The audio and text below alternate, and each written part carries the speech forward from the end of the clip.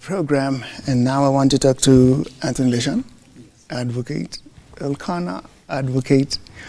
Well, today was interesting in so many ways, but I want to hear from you what you observed today. What did it mean to you? What was today for you? Thank you, Louis, for having us. Today was especially special for me as a youth. The president, Mr. William Ruto, outlined a raft of measures that he is going to implement, or he seeks to implement, particularly with respect to revamping the economy and job creation, access to credit for the youth. That was very, very, I think, touching to me.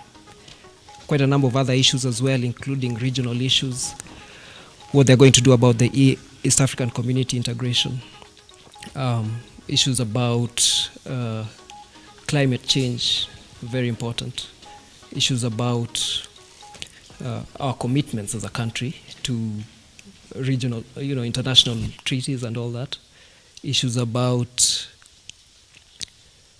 regional peace. We've seen what is happening in Ethiopia, and it was interesting that we'll have some continuity with President Uhuru Kenyatta continuing to chair those initiatives. So that was quite interesting to see. Okay. Elakana, we had started this discussion before when we were in the thick of what you do every day. Now this is past. What was today for you? Today was the beginning of the hustler movement.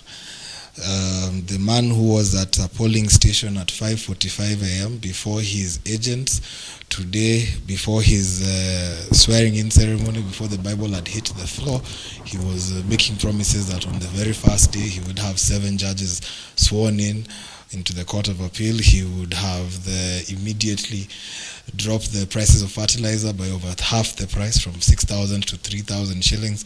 So His Excellency the President has come out of the blocks fighting, as we hoped he would, and he's taken his first of the 100 days as seriously as any president should. This is the first speech at a swearing-in ceremony that I have seen to be so action-packed. Yeah. The other 20 states of head of states who are there must have been quite bearing quite witness to what Kenyans are capable of, starting with our president. Yes. And this for you is very important in terms of being an advocate. Being an advocate, he immediately came out of the blocks promising the last 7 counties that don't have high court judges, we will have high court judges. The last 121 sub-counties which don't have law courts will have law courts. 7 judges have been sworn in today. For me, it was a great day. We did have former Chief Justice Maraga writing speeches on TV asking about what the judicial system is going to look like. So it's nice to see that the next administration has come with a promise and immediate action on giving people access to justice. It will be able to assist us as litigation advocates and everyone else who might have cases, because there are people who are charged in Nairobi and come all the way from Wajir or come all the way from villages. People need access to justice within their own homes and constituencies and villages. So the promise that he gave and the quick action that he took within his first maiden speech shows us that he is really going to try the first 100 days to make sure a presidency that counts with a legacy. Anthony, you said the youth have been left out. You've been left out, and now do you see a promise, or do you actually see action starting from day one? What we see is really a promise, particularly on issues of access to credit. A lot of unemployed youth require credit without the usual requirements of security. We need your land, we need your logbook. So we need access to credit, affordable credit. It's very important. It was very important to note his promise to set up a ministry of cooperatives and SMEs that will provide the policy framework on how that will be done. We need youths organized and supported to be able to form enterprises that can run businesses, to be able to pay back, because this will be loans. This will not be grants to the youth. The Hustler Fund will not be a grant. So we need capacity. We need the funds coming down there. And the third thing that he spoke about was the low-cost income housing projects, promising to construct about 250,000 units per annum. That will give jobs to our unemployed youth, especially those in TVETs and the Juakali sector. For the Mombasa people, I think the port functions going back. Another promise. Well, Elakana, we talked about growth. We talked about democratic growth, democratic space. And today we saw that was power. How would you describe what you saw? That was real power transfer. It comes from all three parties who were part of this inauguration, this swearing-in ceremony. It comes from the president, who has just left office, being gracious enough to congratulate and confirm to the whole world, not just to Kenyans, that he will hand over power peacefully. It comes to the winner of the election being gracious in his acceptance of the duty that he's been given. He was the one bowing to Uhuru with a double handshake, as you could see, despite him the one now who's become the actual boss of the entire country. It comes from his honorable right, Raila Odinga, who, well, other countries, even America, where they're still contesting elections 2 years after they were finished, he said he did not agree with the judiciary, but he accepted and would respect the outcome. It shows the country, it shows the region, it shows the world, it shows the heads of states and the delegations that were sent here that democracy works in Kenya.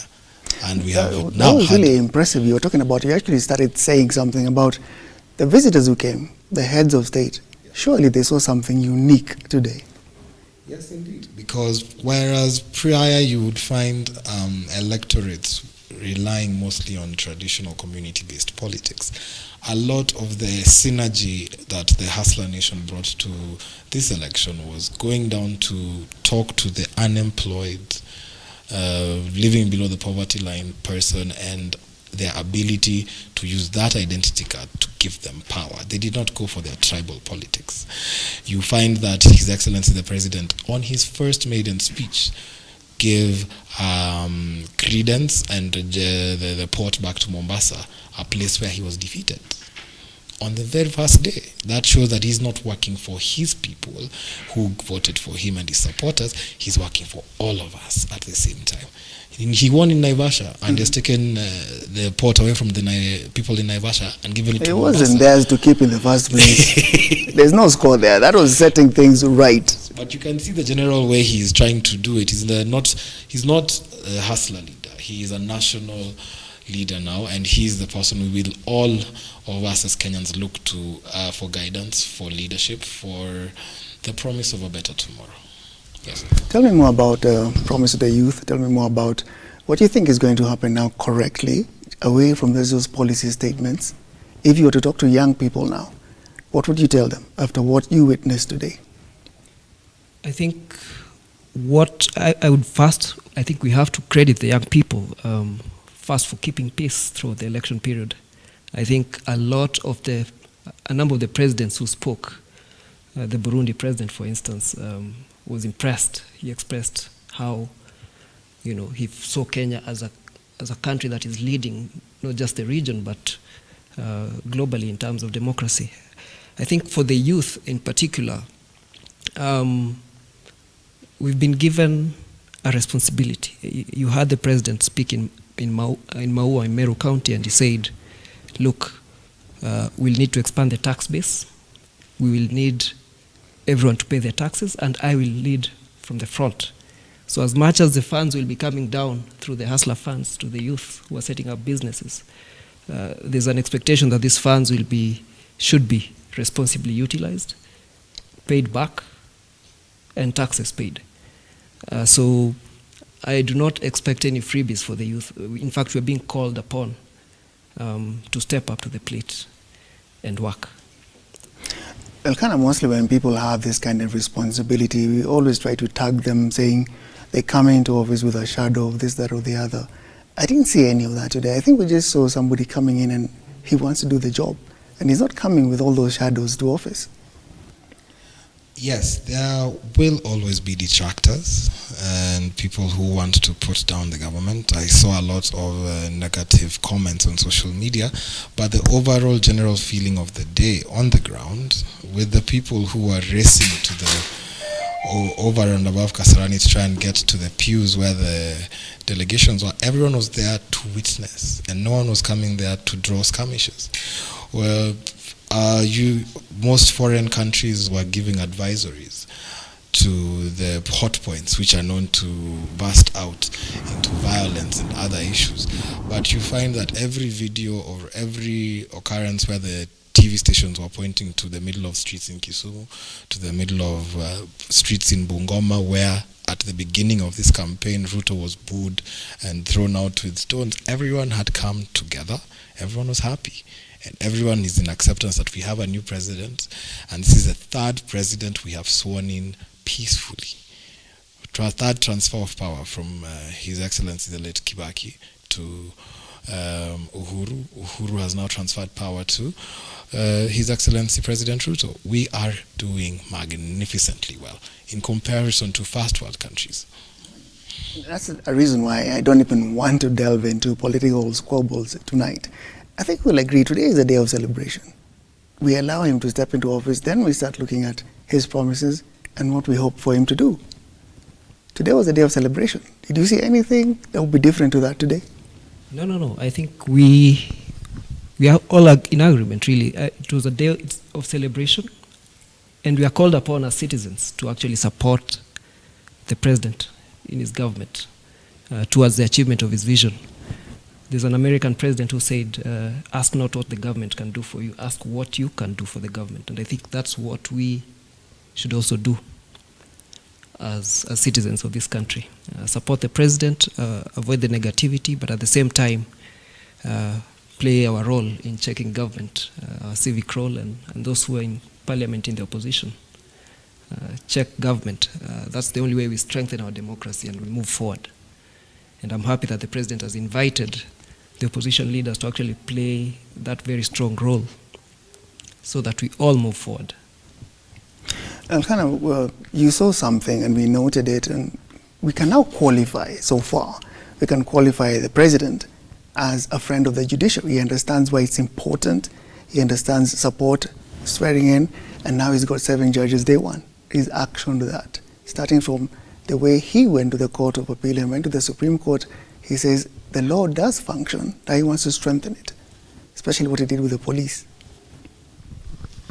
It was a very bold move, giving the Inspector General of Police his own budget and autonomy to do his job without being checked by the presidency or the executive. It does show a good show of faith in the systems that we all have to function together. The executive will take its role up in doing government business. The parliament will be allowed to do its business of legislation. The police, under this regime, according to his promise, barring any changes in future, will be allowed to check and enforce laws without the fear of having their budgets cut down or influenced. We did find that with the previous judiciary, under the previous regime, had a lot of his powers undercut because of personal squabbles rising out of the last election. That should not have been the case in any way, but to his credit, the new president has shown that he's starting to build a legacy that might last beyond him. Right, and with all that color, like we said, I want to mark today as a celebration. We can start squabbling tomorrow. Today has to pass what it is. We've never seen, as you said, that amount of power shift peacefully, graciously, and all those witnesses, no more swearing in the dark. This was done for everybody to see. Maybe now we'll look at Parliament and expectations there. Just as a closing comment, what do you expect from Parliament now? Well, I expect a Parliament that will not be beholden to the executive, in as much as that seems like a mirage at the moment. That's what we expect. We want a Parliament that will be able to provide independent oversight of our revenues and expenditure in government. That's what I really expect, and laws that, development of laws that move us forward. What my learned friend here talked about, independence of the police, financial autonomy of the police, for instance. I think that needs to be anchored in law, so that it's not up to the whims of the sitting president, so that the next president who comes in can change that. Two-third gender rule. I think we need legislation that provides that framework. Things about the economy, for instance, our debt ceiling. I think that needs a lot of guidance from Parliament. How we deal with, county governments, our division of revenue and allocation of revenue. We expect proper guidance from Parliament and not based on any politics. I think the last Senate did a very good job. Let's carry on with that. Okay. Well, kind of like we said, and now you can say this in closing, we saw the build-up, we saw the lead-up. Now we've seen the event. We know Parliament, the House, all of it is inclined to the president by way of party. For you, what would be your final expectation to give so that we keep watching that the more we talk about the new president? Credit to Kenya. We have taken the social experiment of society and of democracy, and we seem to be setting the pace, not just for the country, but for the continent, if not the world. The electorate, maturity, access to information, the freedom of the media, which was paramount to everyone getting their message across the line to the citizens. All these should be upheld and protected. And going forward, let us give this president the same kind of chance we did the previous ones. He is the late President Kibaki as a motivation to see how much further he can push Kenya. Infrastructure-wise, the GDP growth, which was at some point the best in the world, just in this country. So we have done very well so far. Let us now turn away from the rest of the world and go back to work first thing tomorrow morning, and let us make a difference for each and every one of us, starting from down here, where all the 20 markets, where all the in Nairobi are going to be, where the port businesses are going to be, where all the hustlers on wheelbarrows are going to be, and include everyone, including in Azimio, as part of this social experiment. And if we do that, Kenya will come out of this stronger, Kenya will come out of this happier, and we will have something to give the next generation. Thank you very much, gentlemen. So today we are leaving it at celebration. Today is about celebration. Tomorrow we can start on the issues. When you come back, we can discuss now the various points we've seen highlighted as promises. We can do that. Well, thank you very much for watching. Look Up TV. See you tomorrow.